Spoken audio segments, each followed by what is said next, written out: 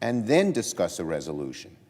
Well, if we were allowed to show a video here on the Senate floor of the Republican leader's appearance on Sean Hannity's program last week, it would expose the fallacy of his argument. Leader McConnell unfortunately skipped his first step when he began publicly talking about the rules of a Senate trial, telling Hannity that he'd be taking cues from the White House, and his idea for how to conduct a trial, long before any conversation, which he still hasn't had, with me. My letter was intended as a good faith proposal to kickstart the discussions that Leader McConnell has so far delayed in scheduling. I still expect we'll sit down and discuss trial parameters, despite his public appearances on Fox News. But let me say this. I listened to the leader's speech. I did not hear a single sentence, a single argument as to why the witnesses I suggested should not give testimony. Impeachment trials, like most trials, have witnesses. To have none would be an aberration. Why is the leader, why is the president so afraid of having these witnesses come testify? What are they afraid the witnesses would say? I'd like to hear Leader McConnell come to the floor and give specific reasons why the 4 witnesses we've asked for shouldn't testify. I don't know what they'll say. They might have something, they're President Trump appointees. They might have something exculpatory to say about President Trump, or they might not. But they certainly were the 4 key people who saw exactly what was going on. What is Leader McConnell afraid of? What is President Trump afraid of? The truth? But the American people want the truth. And that's why we have asked for witnesses and documents to get at the whole truth and nothing but. This week, the House of Representatives will vote on articles of impeachment against the President of the United States. If these articles pass the House, the Constitution dictates that the Senate serve as a court of impeachment, conducting an impeachment trial.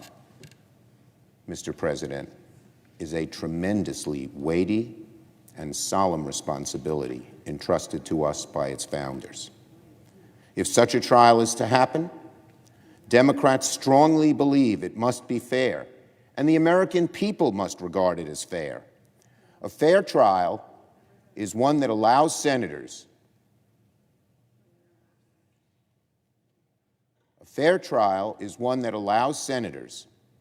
to get all the relevant facts and adjudicate the case impartially. In the letter I sent to Leader McConnell, I proposed a very reasonable structure for a fair trial.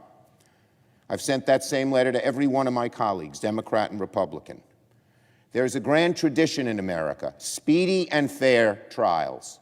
We want both. The leader seems obsessed with speedy and wants to throw fair out the window.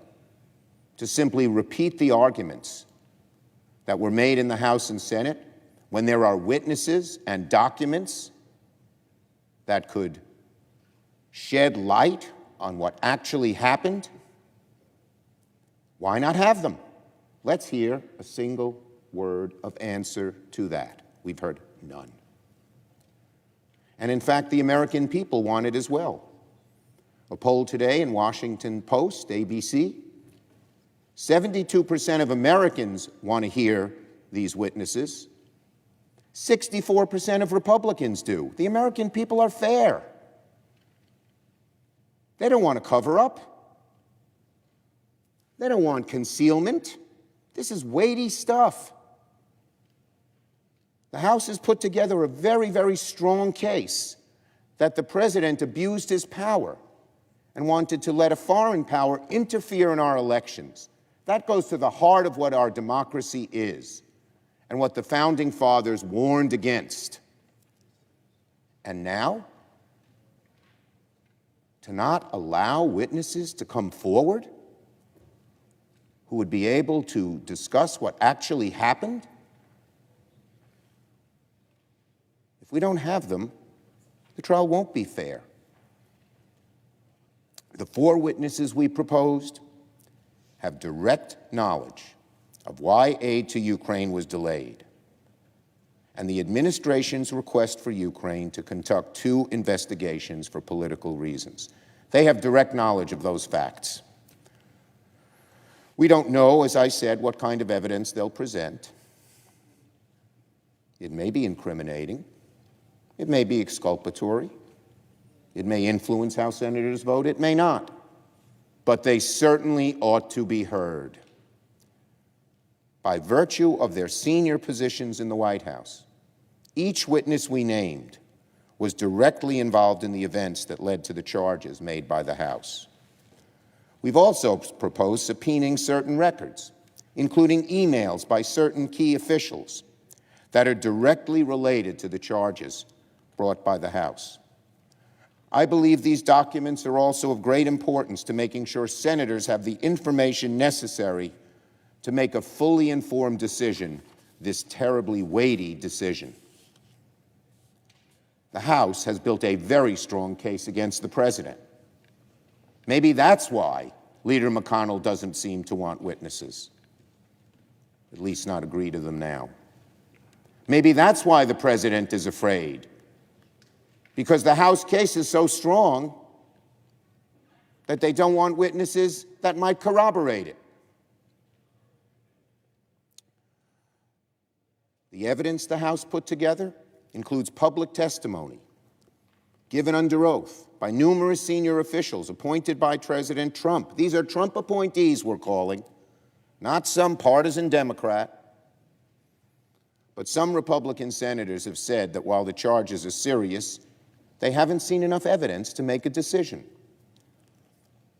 That's one of the reasons I've proposed subpoenas for these witnesses and documents, all directly relevant, from officials who have yet to testify under oath during any stage of the House process.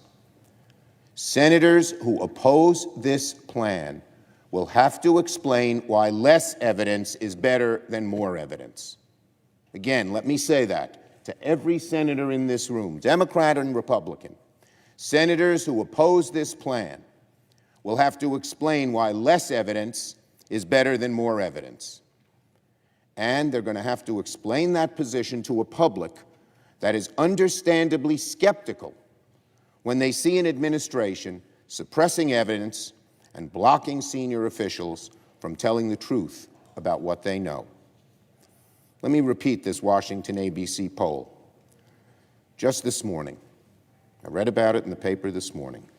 71% of Americans believe the president should allow his top aides to testify in a potential Senate trial. 72% of independents and 64% of Republicans. 64% of Republicans think that President Trump should allow his top aides to testify in a potential Senate trial. 7 out of 10 Americans. The American people have a wisdom that seems to be lacking with some of my colleagues, that a trial without witnesses is not a trial. It's a rush to judgment. It's a sham trial.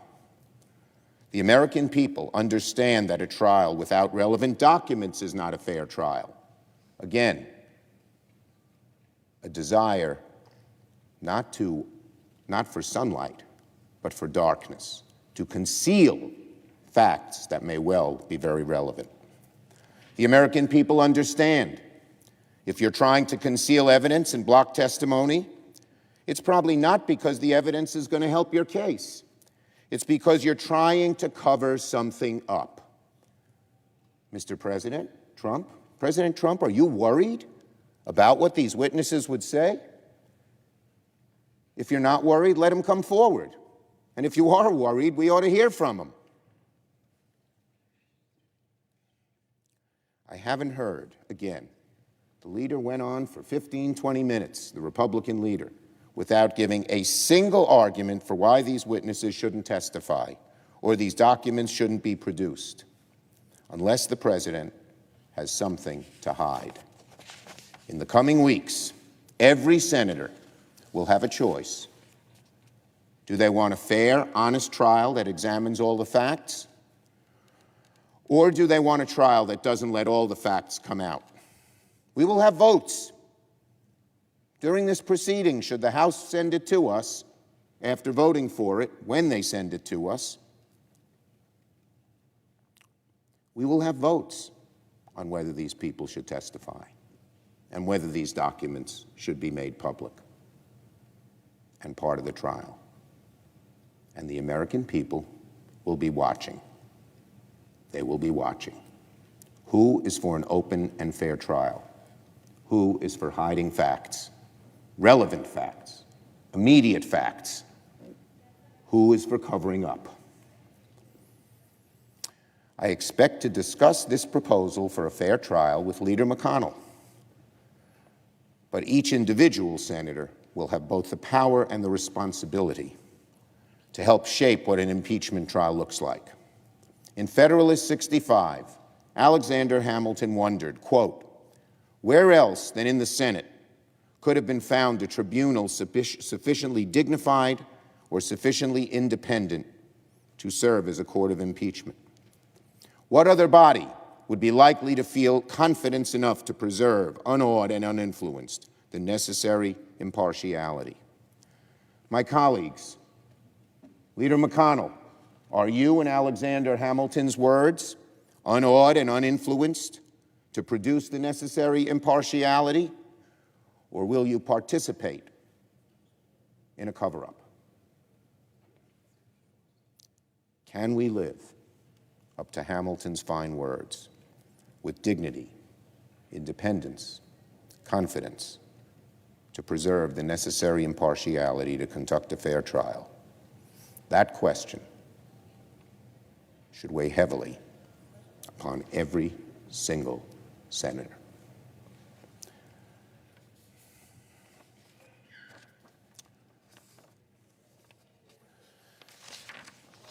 Mr. President, I yield the floor.